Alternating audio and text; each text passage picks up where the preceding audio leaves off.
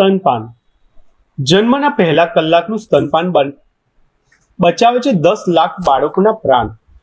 માતાના સ્તનપાનમાંથી દૂધ આવવા લાગે છે.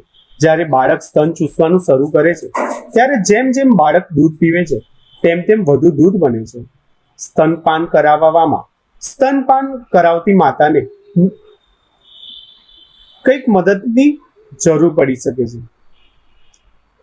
પ્રેમથી એને મદદ કરો. સ્તનપાન કરાવતી વખતે માતાને કોઈ પણ પ્રકારની ચિંતા ના હોય તેની જાણકારી આપો. માતા સ્તનપાન યોગ્ય રીતે કરાવી શકે છે એ બાબતે એનો આત્મવિશ્વાસ વધારવામાં મદદ કરો. ગર્ભાવસ્થામાં જ સ્તનપાનની બધી માહિતી આપો. પ્રોત્સાહિત કરો. સારું દૂધ આવવા માટે માતાએ કયો ખોરાક લેવો જરૂરી છે તેની માહિતી આપો. સ્તનપાન વખતે સ્તનના દુખાવાની ગર્ભાવસ્થા દરમિયાન જ સંપૂર્ણ જાણકારી પ્રાપ્ત કરેલ હોય તો સ્તનપાન કરાવવામાં સરળતા રહે છે. સ્તનપાન જ પૂરો આહાર કેવી રીતે છે? માતાના દૂધમાં બાળકની જરૂરિયાત ઘણા તત્વો જેવા કે પ્રોટીન, ચરબી, મિનરલ્સ, વિટામિન, શર્કરા, પાચક રસો, સંરક્ષણ દ્રવ્યો અને પાણીનું પ્રમાણ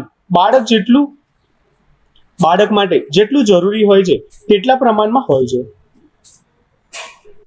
જો આજની કથાએ તમને પ્રેરણા આપી હોય તો વિડીયોને લાઈક કરો અને યથાર્થ જ્યેષ્ઠ વાણી પરિવારનો ભાગ બનવા માટે હમણાં જ સબસ્ક્રાઇબ કરો. તમારું એક સબસ્ક્રાઇબ અમને વધુ પ્રેરણાદાયક કથાઓ લાવવા માટે શક્તિ આપે છે. મળીએ ફરી એક નવી પ્રેરણા કથા સાથે. જય શ્રી કૃષ્ણ.